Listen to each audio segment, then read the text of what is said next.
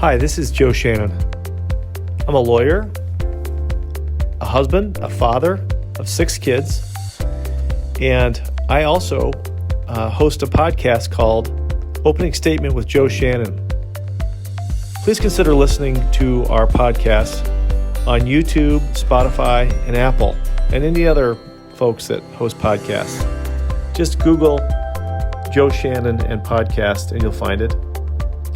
I hope you enjoyed the show.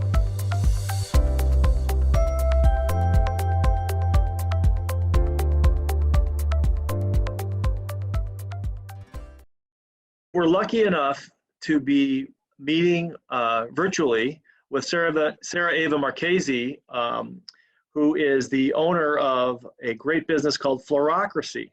Now, I've known Sarah Eva for a while, and the one thing that I do know about her is that she is a great entrepreneur.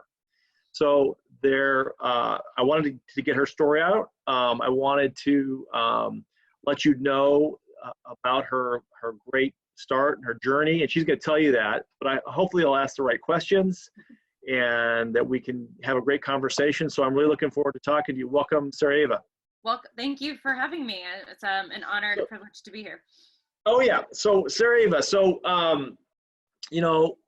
this is a weird time, isn't it? With this, everybody being at home and the closeness. We were talking before we jumped on that you and your 3 kids and your great husband, Nathan, have been living in kind of close quarters, right? Yes, we have. My house is daily feeling smaller. That's great. So I'm not sure what's going on. Yeah. So why don't you tell us a little bit about, before we get going, your great company, Floracracy, and where that's going and what exactly it is. Okay. So as Joe said, as you said, I'm the founder and CEO of Floracracy.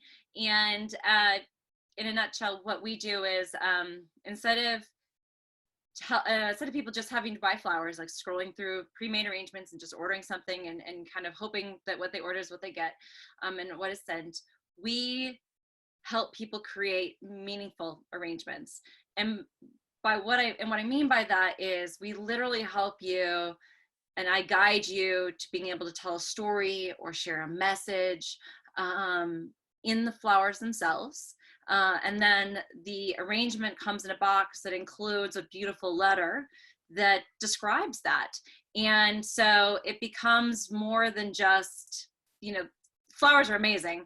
They are, and there's incredible and very interesting research behind flowers and the impact they have on us, on our health, on our well-being, on our healing process.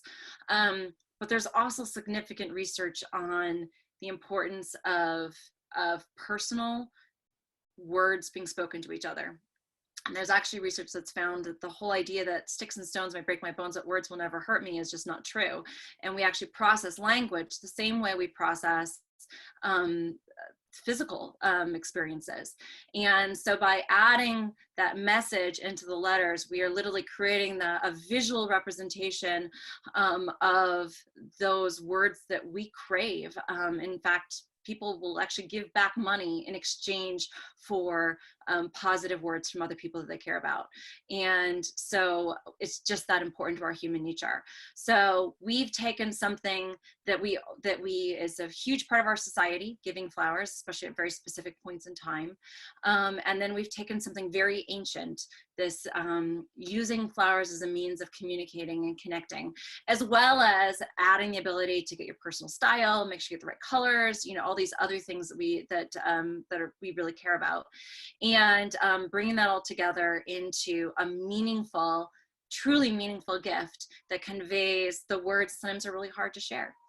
So it sounds to me almost, and maybe I'm simplifying this, it's almost like you guys are a concierge service for gift giving, flower giving.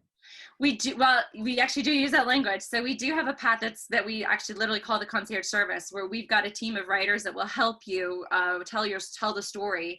And we've built this whole process online that allows you to do it in a few minutes. And then we have sort of a digital concierge process where you can kind of have control over the process. You can see the visuals in real time. You can draft your own story, draft your own message.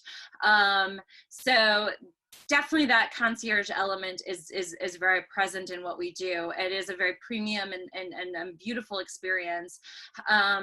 But I think the thing that resonates most with the people who use us and repeatedly use us is the feeling that they've been able to do something that is incredibly thoughtful and allows them to show others how important they are in a way that normally they can't do with other means of gifting and communicating.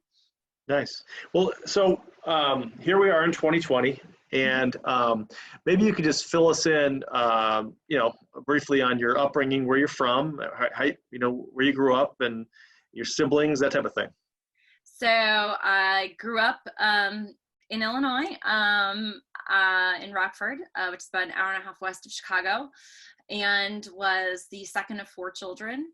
And I had a garden actually from the time I was quite young. My mom had a really big vegetable garden, and I love vegetables and healthy eating, but I didn't like working in the vegetable garden, so I had my own flower and herb garden, which is perhaps where the whole journey began. I don't know. And so when I graduated from high school, I went to school here in Illinois, which is actually where I met my now husband, Nathan.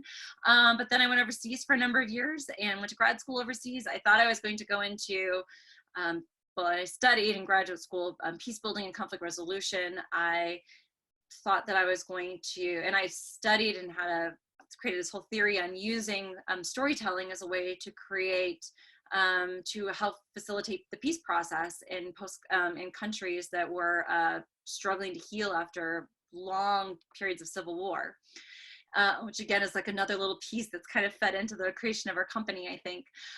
Then I came back, I lived in New York, got married, we were in California, and then we're back here in Illinois, where we're growing our company and raising our 3 beautiful children, and getting to be a part of an amazing community. So where's your business actually located? So we actually we've relocated again in Rockford. So we moved, our warehouse is in the downtown area of Rockford. We wanted, given that what we do, I wanted to build a company that in every way possible was trying to engage in thoughtful connecting of people, even in the process of creating the product. I felt that if the people that we were hiring and the way it was being built and the way we were sourcing kind of mirrored the feelings and the goals of the people buying from us, we would create a stronger company and a better product. So we are located in the downtown area. That there's amazing work being done to revitalize downtown Rockford. And that allows us to do things like part of our supply chain, part of our product is actually finished at a workshop or a woodworking facility that's a couple blocks from us that services men who are living on the streets in our community. We source flowers across the river in an urban development project where the individuals actually help with the gardens, and we are able to source locally from there. So where we decided to look at the company, which is a very conscious decision, has allowed us just to kind of infuse love and a sense of community across the entire enterprise. I love that. So, I think our state of Illinois needs a complete renaissance, and Rockford, which has been hit hard by the downturns over the years, the image of a flower company blooming in Rockford resonates with me, and I hope it resonates with people who are listening and they jump on board. First of all, let's get to the mechanics. How spell it out for us real easily. Mhm. how people can follow what you're doing, how they can find you online, and how they can help out Rockford.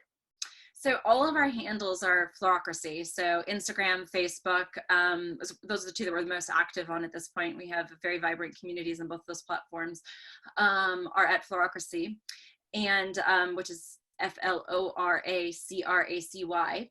And we also have our website, which is actually now in open beta. And so you can go there and you can actually participate in the ordering process or just play. A lot of people are enjoying that. And you can also sign up there for our newsletter. So on Facebook, we really focus on sharing interesting things about flowers and quotes that are very inspirational. Instagram, we do a lot on flowers and culture and travel. So if you love to travel or looking for fun ideas, we cover those, all those topics from the lens of flowers. You know, a pub in London, in center of London, that's literally covered in flowers. Like those are the kinds of stories that we tell there. And then our newsletter goes into a little more detail about these different places you can see in the world, people, stories that just somehow connect with the power that flowers can have in our lives if we treat them as a more meaningful thing than just a commodity. If you want to support Rockford, probably one of the most powerful things you can do is purchase from us. Every purchase results in us being able to continue to support these, our supply chain, and which we do. We have kept it as short as we can. So a lot of what we are sourcing is either our flower food jars are made in Italy and a few things like that, but we try as much as we can to source within our community, from our box to some of our flowers, like I said, to what we're doing with the little vial bases, which are made here in Rockford. And then we do donate flowers then to shelters, and with the different purchases. So there's a little give back component that is there as well. And so just by engaging in our community, you are supporting us and what we're trying to do. And that's the easiest way to get involved. That's great. See, I believe that small businesses are the actual genius of America, and and the relationships that are formed at a local level. The supply chains. Actually, your neighbors are working with you. You're actually helping people that live there buy things at the same place they live. It's a great thing. Talk to me a little bit about being a mom and an entrepreneur. How does all that work in? How old are your kids, by the way? I have 6, 3, and 4 months. Okay. So, well, when I started, left the law firm as a defense attorney, I remember it because it was my daughter Claire, who is now 2 years out of college. She was just born, and Emma was 2, and so that was a tough transition, for our family, because it's hard being an entrepreneur and then also having little kids. I was lucky that my wife Michelle was working hard to take care of them. But you're doing a lot. You and Nathan are doing a lot in Rockford. Yep. So it's first of all, I wouldn't have it any other way. It's a joy and a privilege to get to both be a mother and to be growing this business. I say all the time now that one of the greatest gifts that I did not expect from starting a company was who I would get to become. And a lot of that is based on the people I get to interact with on a day-to-day basis, from mentors to investors to the incredible people that now work for us. I live a life where I feel very, very grateful for those people. And I know that that's making me a better person, which then makes me a better mom. And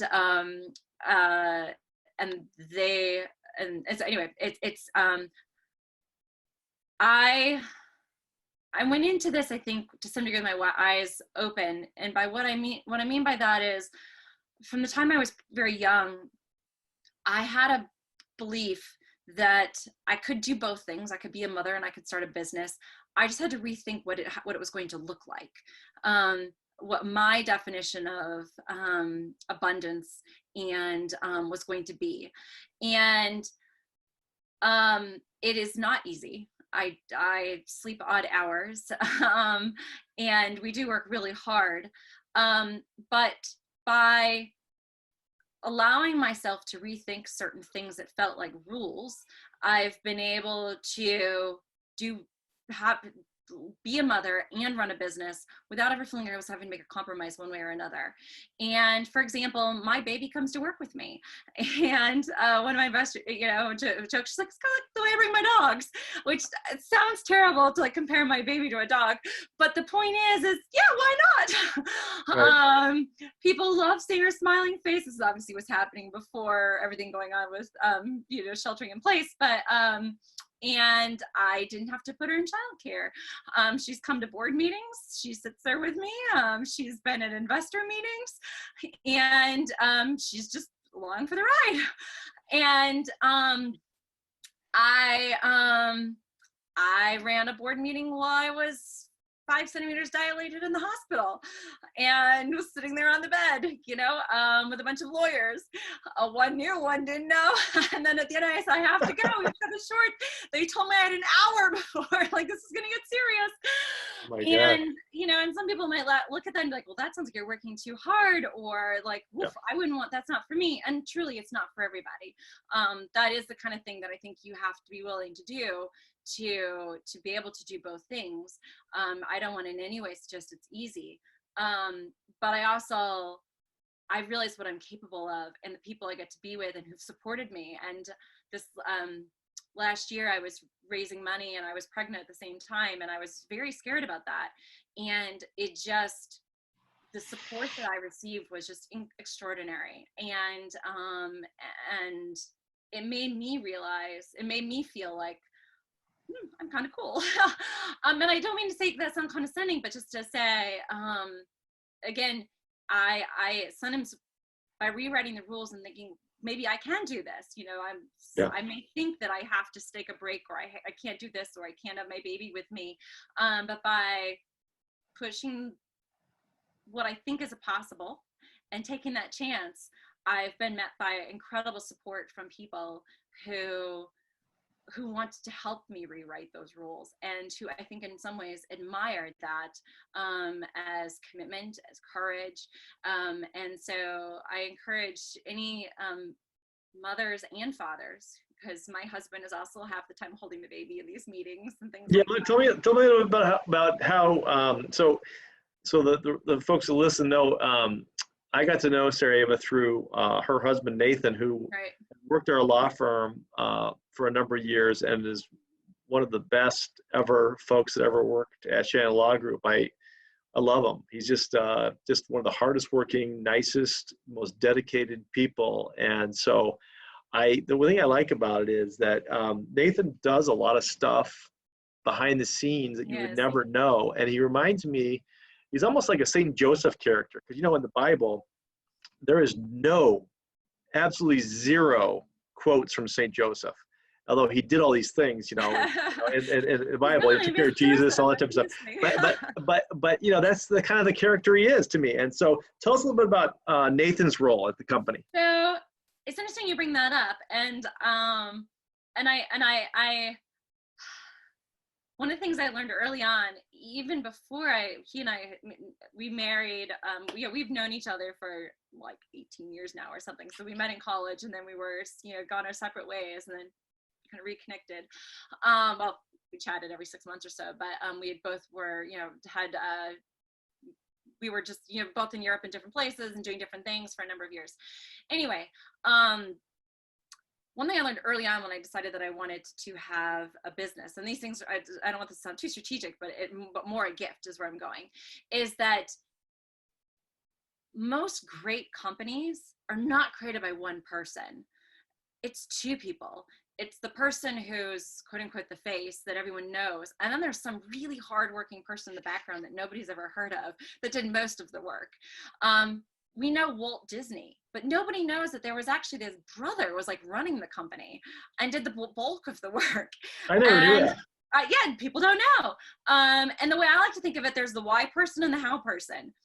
this is how we divide it up. So you ask, what are our roles? There's the why person who's got this vision that inspires people and lights people up and makes them want to work, half of what they're worth for you because they believe in where you're going or whatever. And then there's the person who actually makes it work. And that pretty much sums up the working element of our marriage.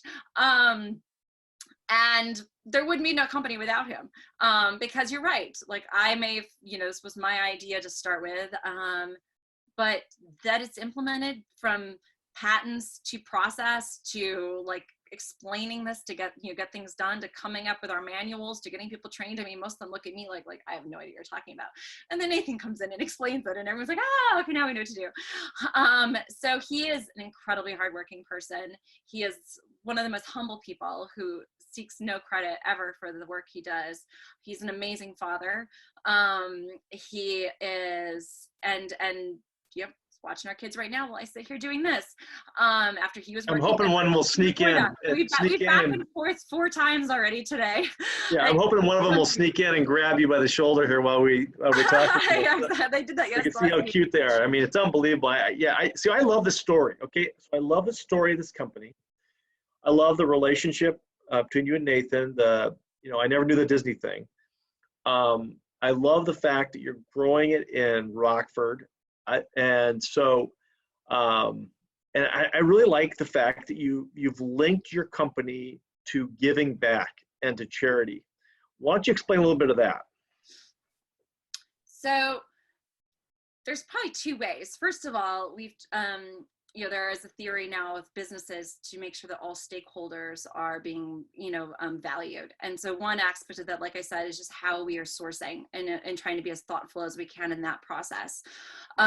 So even we've got one component that's not part of our product just yet, but it's in kind of research and development, where we're working with multiple nonprofits in terms of the production of different elements of the actual product that gets sold.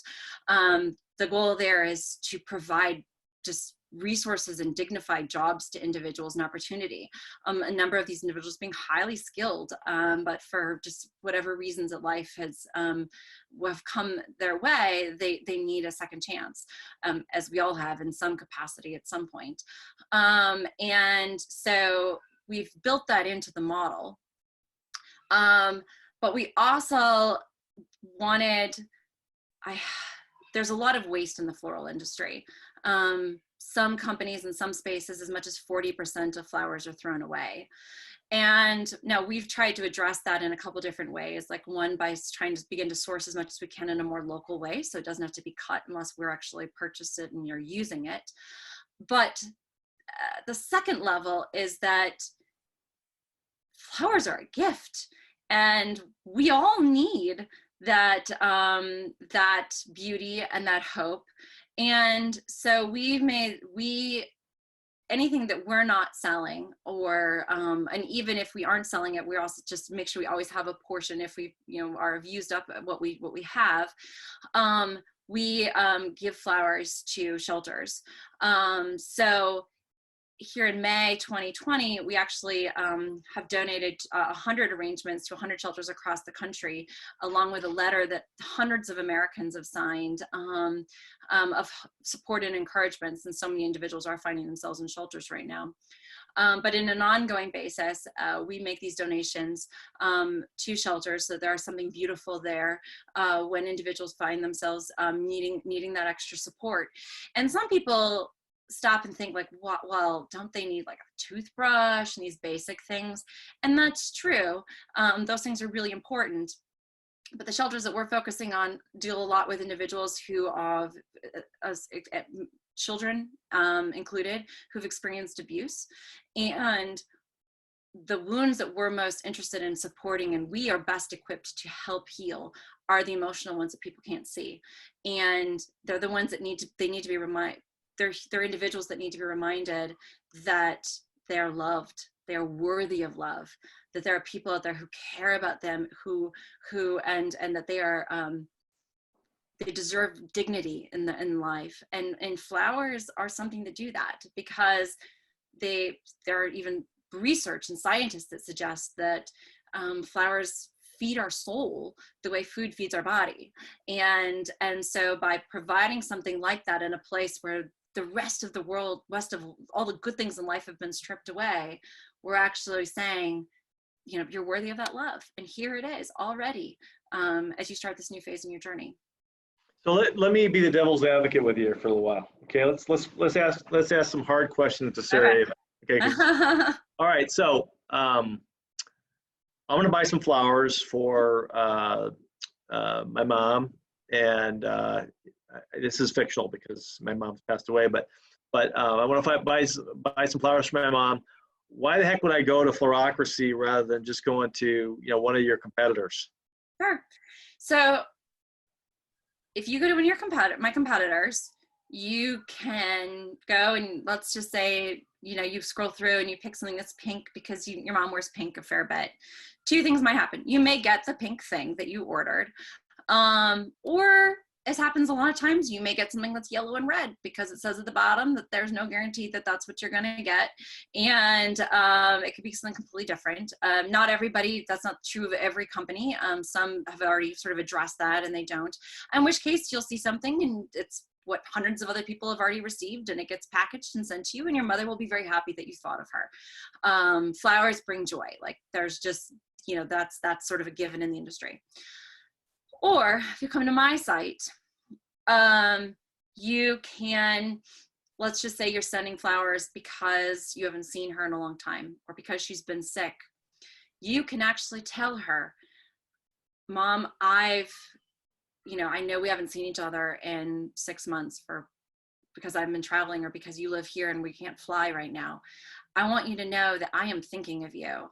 I remember, I miss the way you cook food. And we would include allium because it's actually it's a flower from the onion family, and so it represents cooking. I miss your smile, and then we include something that symbolizes, you know, smiling and joy. It could be the delphinium flower my daughter's named after, because it just means this vibrant joy. I wish that I could be there with you, and I regret that. And we would tease that out too. And so, and, you know, and then it's all, you know, pinks and lavenders because those are the colors she loves. So she gets the flowers, but then she also gets this keepsake item that is a letter from her son who she hasn't seen, with his words that he's thoughtfully written with our help, that, and the images of the flowers on it. And it's this extraordinary act of love. It's not just saying I thought of you, it's saying I thought of you and here's why you matter to me. It's telling her that part of it is that it takes a little more time, but it doesn't take that much more time. The bigger thing is that you are demonstrating in very real, memorable ways that she is going to cognitively make her remember those things and feel deeply connected to you, that she is valued in the world. And there are specific reasons that back that up. And those flowers are going to die in a week. They're going to be gone. But she's going to have this little vial where she can store some of the petals, and she's going to have the letter that, with the image of the arrangement that you gave her, that our visualizer renders, it's there, and all the different flowers. And whenever she's lonely or whenever she's scared, she's going to take that out and she's going to remember that. And she will literally, backed by some research, feel like you are there hugging her, because that's what those kind of words do. And okay, I like that. So then the next question is, how are you going to make it easy for me? So I'm a serial order of flowers. So I basically, time is something that's very valuable to me. Are you going to store all my information? Yes. And to be my person that, instead of me having, you know, like an assistant say, hey, listen, I need you to get some flowers to these people. Is there a way that I can just connect with you but via text? Say, hey, listen, Sarah Eva, here's my 8 people I need to send flowers to through the year. Or, hey, listen, I'm really sad that we have some folks that their parents passed away. can I just let you know when that happens, and then we can have a 5-minute chat and talk about that, and then how you can do this? I mean, how do you do that type of thing? So you mentioned the concierge service, and that is exactly something that we do. Not everybody wants it. Some people are more hands-on, and some people truly need what you just said. I want to do these thoughtful gifting, but I don't have time. I'm not because I don't care, but because I'm running a company and I've got to keep payroll and everything else going on. And so that's where our concierge services come into play. So if you create an actual account with us, we record everything that you've ordered in the past. You can sort by person. We can put reminders in there. We can then suggest something to you. You can keep track. This is a little more involved, but we can keep track of, did she loved this one, or tulips are her favorite flower? And then we can just make those suggestions for you. You can sort through. You get to see the visual of what you sent in the past. You can be like, I'm going to do this one again. I sent it on our 1st anniversary. It's our 5th anniversary. I want to recreate that memory, but I'm going to tweak it a little bit for these reasons. So we can work directly with you on that. We do have texting capacity, so we can share that. We can do it through texting, and the way the platform works, and this is what I think you're also getting to, the process on the concierge side, is that you just answer a few questions. We will do the whole thing for you. You get to approve it. But you can say, I'm sending it to this person. It's because of a funeral. This is what's, I want them to know X. And being a mother was really important to her. We'll make all those other choices for you. I have a team of extraordinarily talented story writers, that we call them, who are trained to take all that and put it together into something that is as thoughtful as you want it to be. We send it over, it gets approved, and then we handle the rest. Okay, now, there's been a lot of sheltering in place, a lot of togetherness here. Is it your mission to save America's marriages by helping a husband treat his wife royally by ordering some specific flowers on a regular basis? Is it your mission, Sarah Eva, and do you accept it? Let's just say I want to help every individual, regardless of where they're found. Look, I've worked with a lot of men now, and we can talk about, for men, that's a very specific thing.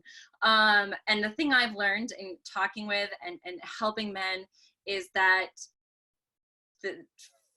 I don't know if this always was true. There's different theories on the Victorian era and how much, this was actually just, parlor games and how much of it was sincere. And I'm married, so I truly get that everyone speaks different love languages. I have seen it happen, the individuals who thought they had no idea what to say and they could not say anything thoughtful, by asking a couple good questions. And this is what we're good at. This is what our process is built on. It's built on years of testing with men as well. We can find out those wonderful stories that would not get shared and truly do help marriages. That's true. But it's already in you. Like, you don't need me to save your marriage. You just need me to help you understand that you already have the information. And the information that we offer and that we can help you is that we know the right questions to ask. And then you really do the rest of the work. No, hey, listen, no, I'm telling you that spouses love flowers. They do. They just do. Okay, I get it. Like so this kind of flower. Yeah, all right. So after we get off the phone here, I'm going to get on the phone with you and go through this, because I want your help. I mean, I have the best, wife in the world, and I know most people. Yeah, we have everybody believes that they've got the best spouse, etc. But I think it's really important to. You know who also needs to hear this? Daughters. Yeah, right. Let's add them to the list too. I say that as a mother of little girls who are, around flowers constantly. And I've realized, okay, it's not when you are married, like and it's not just women, men do. One of the most meaningful gifting we ever did was actually to a Vietnam veteran who literally turned us away because he didn't think that anyone would do something nice enough to send him flowers. and then wept when it turned out that that was true. So I always want to say that the science is there. It's not just women that appreciate when someone does something like this. I just don't think it's scientific. I think it's basic common sense here, Sarah Eva. People like flowers. I know, I get that, but you know what? But I'm a soft sell here. I know you guys. I know. I want you guys to. I want to say though, we've actually made not out quite. Well, actually, by the time this airs, it will be. We've created a vase actually designed for younger children. It's got butterflies on it and ferns, which are strength and creativity, and so it really speaks to kind of the spirit. And it's got little fairies writing on the butterflies, and that we worked with an artist, and it's exclusive to our company. So and just because I think that I know, because I've witnessed it in my own family, when someone gives a 6-year-old an arrangement, the same magic happens. Hey, listen, so this is the deal. With this whole absolute disaster in our economy the last couple of months, we as Americans need to really help each other, our local businesses, okay? I believe that it's each other helping each other out, not the government. It's going to be each other helping out these restaurants that have been out of business, all these different other groups. I know that Sarah Eva's business is an online business, but she has workers actually work for her on the ground and does a lot of things locally. I am pushing folks to get involved in local business and help them thrive, because I believe that's the engine. And that's my own little thing, and I believe it to my bones. I'm here in Chicago, and we're going to do our bit, and help out the folks that in our newsletter, for example, this month, we all listed our favorite restaurant that we want people to go to takeout with, and we've been trying to do takeout a lot more. But that's just a drop in the bucket. When this thing, eases up a little bit, okay? And when we get back to work more, we're gonna have to really spend like it's really hurts to help people. So I want to get involved with that. So Sarah Eva, I want to thank you so much for coming on. I know this is just the beginning of the conversation with us, because when you hit it really big, when your company is like a national one, this will be a fun one to look back on and see that you really started this business. You and Nathan started this business on a great foundation. You built it up. You built it up local, and it's bloomed beyond crazy numbers. And will you check in with us later and just kind of fill us in on what's going on? I feel like I should mention that we ship across the lower 48 states. So wherever your listeners are, and my final plug. Well, some people think that that we've had some people assume that we are only local, and we do. We have refrigerated boxes that go across the country. So we try to keep our supply chain short on the sourcing side, but then we do our reach extends across the country. So absolutely, and eventually Alaska and Hawaii. We've got some requests. I just haven't had the guts to try it yet. There we go. And so, so definitely a national company, no question about that. Grown locally, just like a lot of great businesses. And I was talking. I had lunch with one of my friends. I want to say it was a couple months ago, and it's a number of older gentlemen that are retired. And they were talking about some guy that used to go around Chicago not too long ago, within the last 20 years, and he was hawking these Kindle books. And he was trying to get ready to buy these Kindle books, and nobody was thinking about buying them, and he just wanted to get these Kindle books. Well, that was Jeff Bezos, and that became Amazon. And so, the thing is, things start small, and you just got to be committed and stay with it. And these are, the way I got to look at this stuff, these things that are going on, these are roadblocks, and we'll just get over them and move on. But what a great story, Sarah Eva. Thanks so much for coming on. Thank you. Anything else you want to close with? No, I think what you just said is actually based on my own experience. My journey is the biggest lesson is that just never give up. And I think we often listen to you mentioned Jeff Bezos. I think of Steve Jobs. You know, we think of him. Oh, he dropped out of Harvard, man of privilege. My understanding is he slept on the floor and had one good meal at a shelter once a week when he was starting his company. So it's the anything worth anything is a lot of hard work and takes some sacrifice, and that is the story of small business owners. So thank you for listening to mine and supporting not just our company, but the many companies that you do support. Right. Well, yeah. So everybody, Floracracy, that's FLORACR, right? ACY, yep. ACY. And then, so go on that. Also, all the social media channels. You can check out Sarah Eva's great social media posts. It's a great place to follow. We follow them. And then go on there and order away and make that person that you love feel special repeatedly, right? That's right. All right. We'll talk soon, Sarah Eva. Sounds great. Thanks. Thank you for listening to the opening statement with Joe Shannon. You can find us on the internet at shannonlawgroup.com or telephone our office at 312-578-9501. Have a terrific day.